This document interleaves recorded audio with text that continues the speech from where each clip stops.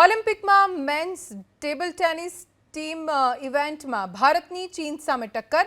Pre quarter final મુકાબલો થોડી મિનિટોમાં શરૂ થશે. ભારતીય મેન્સ ટીમમાં ગુજરાતી બે ખેલાડીઓ છે, જેમાં હરમિત દેસાઈ અને માનવ ઠક્કર પાસે શ્રેષ્ઠ પ્રદર્શનની આશા છે, જ્યારે ત્રીજા ખેલાડી તરીકે શરદ કમલ ટીમમાં સામેલ છે. હરમિત દેસાઈ આજની મેચમાં સારું પ્રદર્શન કરે તે માટે પ્રાર્થનાઓ થઈ રહી છે, જ્યારે હરમિતના માતા પિતાએ શ્રેષ્ઠ પ્રદર્શનની આશા વ્યક્ત કરી. સાથે ભારતીય ટીમ વિજય બનશે તેવો વિશ્વાસ પણ વ્યક્ત કર્યો. એટલું જ નહીં, હરમિત દેસાઈએ ઓલિમ્પિકમાં અત્યાર સુધીના પ્રદર્શનને સુરત, ગુજરાત અને દેશ માટે ગૌરવ ગણાવ્યું. હરમિત દેસાઈ આજે ટેબલ ટેનિસની મેચ અને સુરતવાસીઓ ઉત્સાહિત છે. આપણી સાથે માતા પિતા મોજૂદ છે, તેમની સાથે જ વાતચીત કરીશું. કેટલા ઉત્સાહિત છો? કઈ રીતની મેચ? બહુ જ ઉત્સાહિત છે, કેમ કે આ એક હિસ્ટ્રી બની છે ટીમ ઇવેન્ટ રમવાની. પહેલીવાર આપણી ટીમ ક્વોલિફાય થઈ છે અને આમાં પણ રમીને ચાઇનાને હરાવીને હિસ્ટ્રી બનાવે એવી આશા રાખીએ છીએ. બિલકુલ. કઈ રીતની તૈયારીઓ છે હરમિતની અને સુરત માટે, ગુજરાત માટે, દેશ માટે કેટલી ગૌરવની ક્ષણ આવી રહી છે? ખૂબ જ ગૌરવની ક્ષણ છે. હરમિતે ઘણી મહેનત કરી છે, આખી ટીમે ઘણી મહેનત કરી છે અને આપણે ઈચ્છીએ કે એ બહુ સરસ રમે અને દેશનું અને આપણા શહેરનું, સ્ટેટનું ગૌરવ વધારે.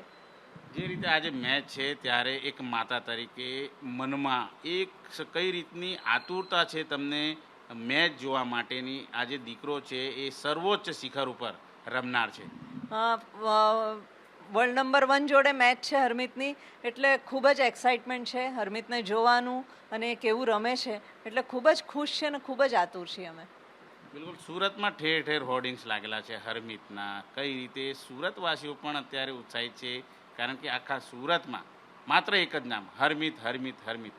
જી, હરમિતના બધા હોર્ડિંગ લાગ્યા છે, જોઈને બહુ જ ખૂબ આનંદ થાય છે. બહુ જ ગર્વ થાય છે કે બધાનો સપોર્ટ છે, એટલે બહુ જ ખુશી છે. ઘણા લોકોને હવે ખબર છે કે હરમિત ઓલિમ્પિકમાં ગયો છે અને રમે છે, અને બધાના આશીર્વાદ અને શુભેચ્છાઓની આજે જરૂર છે અને એ બધાના લીધે હરમિત ખૂબ સરસ રમશે એવી આશા છે. આજે ભગવાનને પ્રાર્થના કરી પરિવાર સાથે, શું મન્નત માંગી, કઈ રીતની પ્રાર્થના અર્ચના ભગવાનને? ભગવાનને પ્રાર્થના કરી આજે કે એના હરમિતને શક્તિ આપજો અને અપસેટ સર્જીને ખૂબ સરસ રમે અને આગળ વધે. કેટલું ગર્વ મહેસૂસ કરો છો આટલા ઉચ્ચ શિખર ઉપર, એ પણ સુરતનો દીકરો, ગુજરાતનો દીકરો? ખૂબ જ ગર્વ થાય છે, ખૂબ જ સારું લાગે છે. એનું બહુ મોટું સપનું પૂરું થયું છે અને સાથે અમારું પણ જીવન સાર્થક થયું છે. બિલકુલ. પિતા તરીકે કઈ રીતે એક્સાઇટમેન્ટ? ના, ખૂબ જ એક્સાઇટમેન્ટ છે. અને નાઇજીરિયામાં એ છેલ્લે રમ્યો ચાઇનીઝો સામે, ત્યારે એ બે ચાઇનીઝોને એણે હરાવ્યા હતા. ખૂબ સારી રીતે પરફોર્મ કર્યું હતું.